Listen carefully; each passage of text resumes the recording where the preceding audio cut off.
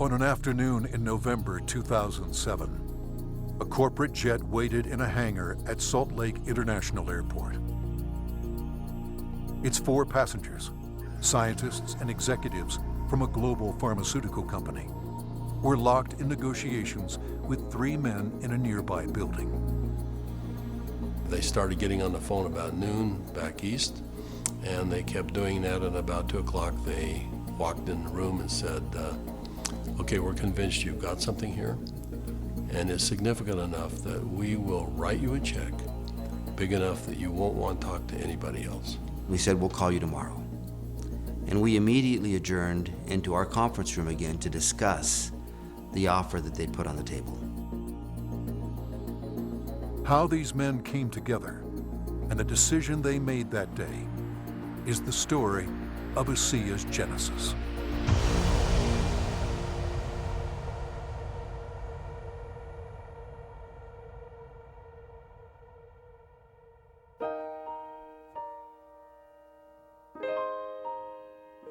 A lot of people have fathers that teach them sports. My father happened to be a great strategist. And from a very young age, I recall having discussions with him about what he was doing. At the time, he was running fairly large companies. And I can remember driving in the car with him and him talking to me about strategy, about what is strategy and how to think differently about a company. Vertus Norton was well qualified to teach his son. At the time, he was sales planning manager of the billion-dollar beverage division of General Foods Corporation in New York, with responsibility for iconic products like Kool-Aid, Country Time, and others. In 1985, he was recruited by Dart and Kraft and eventually became the head of Hobart Corporation US near Cincinnati, Ohio. 5 years later, he rejoined Kraft General Foods in Chicago as vice president of the Channel Group, managing a billion-dollar pilot business unit that led to the eventual integration of General Foods, Oscar Mayer, and Kraft Foods. Based on his track record, Vertus was asked to help re-engineer the company to increase efficiency in relation to an industry-wide initiative called Efficient Consumer Response.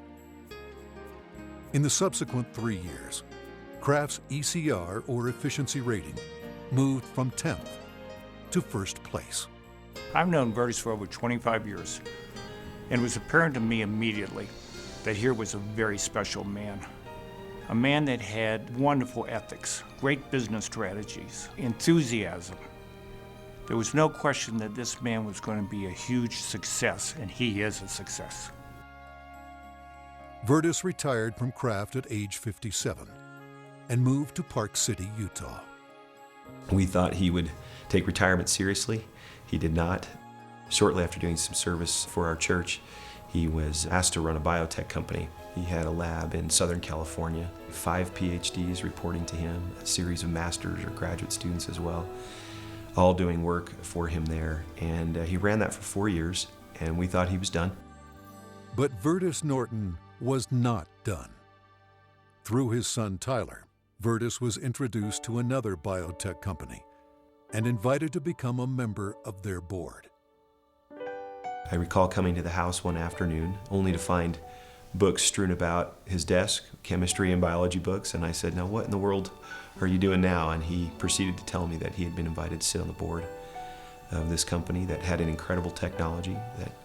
And I do recall him saying, but they don't know exactly what they have. And that's an invitation to my dad. He's going to figure it out. He's a puzzler. I was intrigued until they told me it was made from salt water. And I told them, this doesn't sound right, and you're going to have to convince me it's real. They said, well, we can do that. They said, we have a lot of research, and we'll give you some of the best research. You can look at it. And after running a lab and having my association with these people for 4 years, I knew what to look for. And I went through the science, and it was good, defensible science. Then they gave me a list of people to call, and I was calling Harvard, UCLA, University of Washington, University of Indiana, major labs across the United States, and everyone I talked to raved about the product. the way the company was intending for it to be used. And also they raved about the fact that you could drink this product and get a benefit from it. At the time, the product could only be produced in limited quantities through small devices. Highly unstable, it had to be used within minutes of production. But seeing the strength of the product, Virtus agreed to join the board of directors. As soon as I did that, they said, we're going to give you one of these devices to put in your house. We'd like you to become familiar with it. I started drinking the product that was made in this device, and my thinking cleared up. I had more energy. I felt better than I had for years. And now, keep in mind, I was in my 60s at that time. And I thought, holy cow, what is this?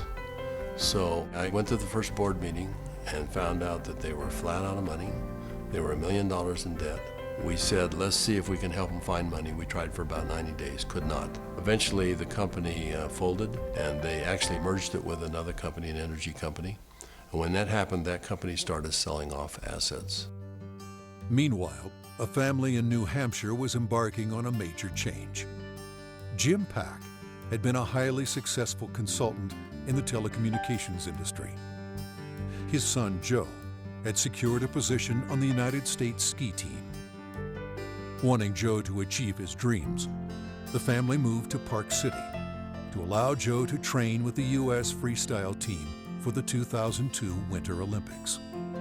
So I'm living in a subdivision in Park City, Utah, and after a few years, another gentleman moves in a few houses up from me. This gentleman was named Virtus Norton. Now, Virtus and I became good friends, and actually we became good golfing buddies. I quickly came to realize that Virtus was something special in terms of his training, his business skills, his analytical ability, his integrity. Everything about Virtus was so much better than any executive, including governors or attorney generals, that I'd ever worked with. He was so competent. I was impressed.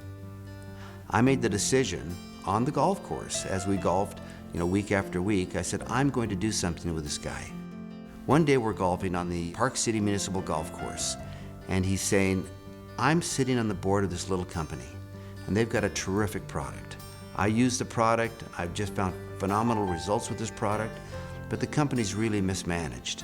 He said, the product is so good that I'm going to put together an investment company and acquire this product. And he pulled a golf cart over on the fairway and reached in his back pocket and pulled out a folded check, business check, that was blank. And he said, you got a pen? And I handed him a pen, and he wrote a very big check. And he said, let's go do this together. And I said, are you crazy?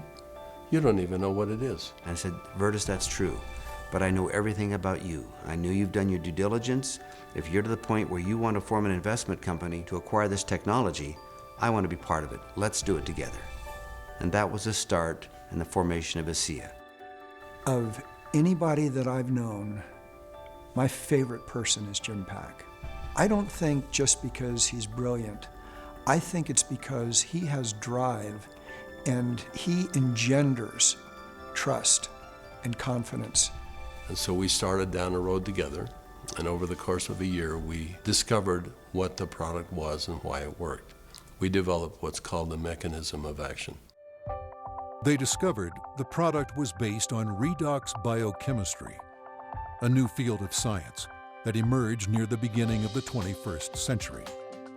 Redox signaling is a function central to all forms of life. Redox signaling molecules are created within every cell of the body and are vital to the immune system and to cellular repair and replace mechanisms. As one gets older, the body's ability to make these molecules decreases, a function of aging. The product provided a replenishing source of the exact redox signaling molecules the body creates, and in the same balance, enhancing cellular health. Knowing the product's shelf life was essential, Virtus and Jim challenged a team of researchers, including Dr. Gary Samuelson, to find a way to stabilize the product. We didn't know if it could be done, and we bought some equipment and kept making product over and over and over again, and we'd run it through the computer. And finally, after months, he finally came in and said, I think I've got the product stabilized. And we started testing it and found out that he had, in fact, stabilized the product.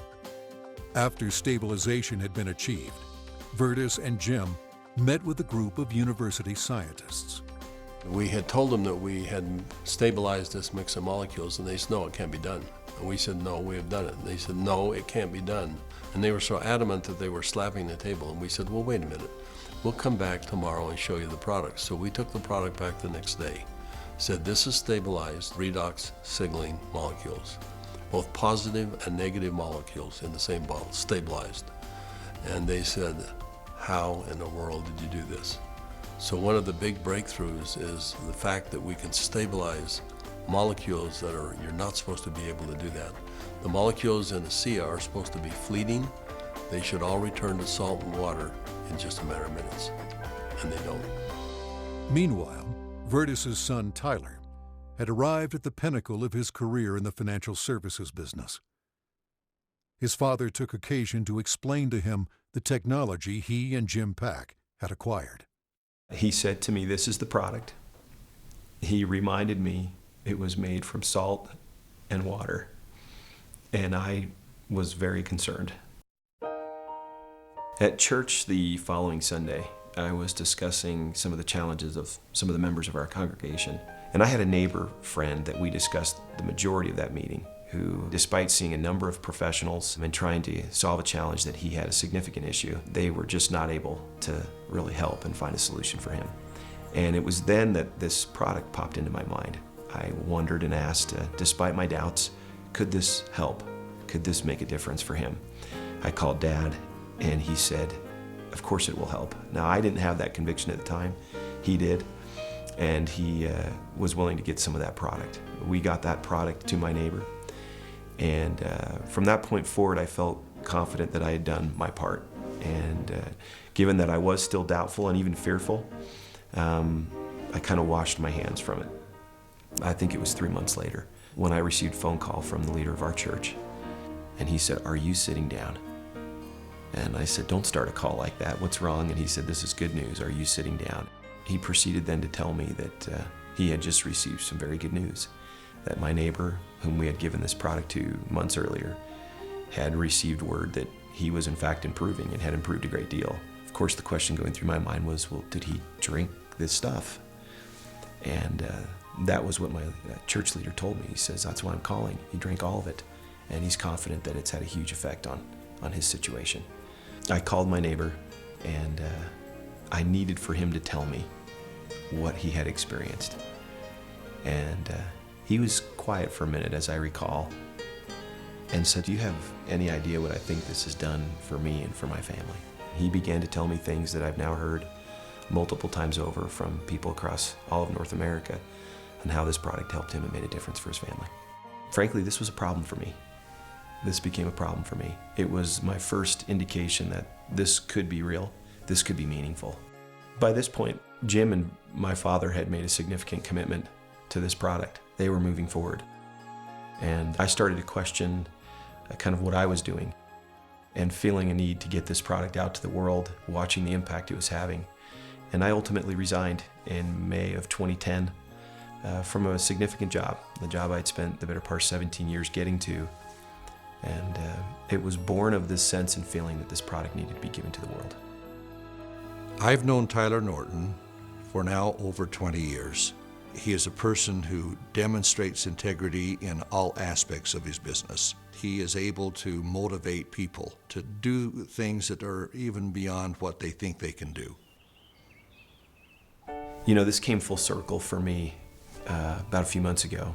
I happened to be out walking, and I looked ahead and saw a family coming towards me on the street. And as they got closer, I realized it was my neighbor that had been benefited by ASEA. And I happened to be on the phone, and so we weren't able to talk. I kind of waved as we acknowledged each other, and he reached in his back pocket and pulled out a sport pouch of ASEA, and then kind of subtly bumped his heart. And we didn't say anything, but I understood completely. It brought home the whole purpose of what we're doing. Now that the product was stabilized, Vertus and Jim began studying distribution models, retail, direct sales, internet, and network marketing. But first, they had a question. We actually wondered if people would drink a product that didn't taste very good. even if there was a perceived health benefit. And we said, let's find out. So we decided to find 40 people and create kind of a focus group, and we started giving it to them. We did that for about 2 months, and we said, let's go out and find out where we are with these 40 people. So when we went out and contacted them, we found out that the 40 people had turned into 135, and the product had been shipped to 20 different countries without our knowing it. And we said, well, we've got the answer we wanted. People will, I think, buy this product. When they determine that there is a perceived health benefit, they'll buy it. But in the meantime, we had contacted a friend, someone that Jim Pack knew and we had played golf with. And he was running a very big pharmaceutical company in New Jersey, about $10, $11 billion. And he finally agreed to send a group of people out and spend some time with us and see what we had come up with. So 4 people flew out on a plane, and we met in the conference room we had on the west side of the city for the better part of a day. We spread out all of the research that we had out on a table. And these gentlemen asked all the right questions. They thoroughly went through all of the science that we had, and as they do that, they'd call back to their headquarters and ask questions. About 2 o'clock in the afternoon, they came to us, and they said, we think you've got something really special here. We're going to write you a check that is large enough that you don't want to talk to anyone else. But there's a catch. And I said, what's the catch? And they said, you've got to shut it down. And I said, shut what down? And they said, you've got 135 people on this product right now, shut it down. People have problems all the time, and they deal with them as best they can. You're going to have to walk away. And that kind of took us back a little bit. In fact, I said, that seems a little harsh to me. And they said, you want to work with us, you walk away. We said, well, we'll let you know. So we ushered them out of the building, and we huddled around the conference table. We came to realize that this had changed for us from a business play to something very important. This was a cause. This was a responsibility. We'd seen too many people helped by this product. We realized that the only option before us was network marketing. And in that conference room on that day, we made that decision to form a network marketing company. ASEA LLC opened its doors for business in July 2009 with just a handful of independent associates. Today, there are tens of thousands, and their ranks are growing exponentially every month. In 2012, the company announced its entry into Europe, the first of many international steps to come. Every company has a vision, but for Vertus and I, our vision is just a little bit different given our age. This is not about making $1 million. This is about changing 1 million lives. One of my fondest memories is of a Meet ASEA meeting that we held in Lexington, Kentucky. We had a huge group of people that came, very impressive group, and a lot of people coming up talking about what ASEA had done for them personally. But at the end of the meeting, they invited me to come up and gave me a small treasure chest. Wasn't very big, but as you open up the treasure chest, it's filled with letters of gratitude and thanks. It meant a great deal to me. So we came back to Salt Lake City, and I asked our people to go out and find a treasure chest, which we have done, and we have it in the office, and we continue to add letters to it. I have the privilege of going around the country and talking to people about this product. And it's not uncommon at the end of a meeting to have a group of people line up and want to tell me and really thank me, but more thank my dad and Jim for what they've done. And as they tell their stories and I get a chance to look into their eyes and sense their sincerity and the realness of what this has done for them, more than once I've had to step out of the room and find a corner in a hotel somewhere where I could compose myself and get myself in order after hearing how sincere and thankful they are for this product. You know, we started off looking at this as a business opportunity, and as we progressed, it became more of a sense of purpose, but it's much more than that. We're creating a culture here. We're creating a family. I believe that the heart and soul of this company is represented in our associates. Our associates becoming is as important to us as them making an income. I don't believe you build checks. I believe you build people. And perhaps one of the greatest blessings of my time here at ASEA is embodied in these marvelous, enriching relationships with wonderful people. People that are desirous to improve their lives, share something meaningful with others, make a difference in the world, and become more.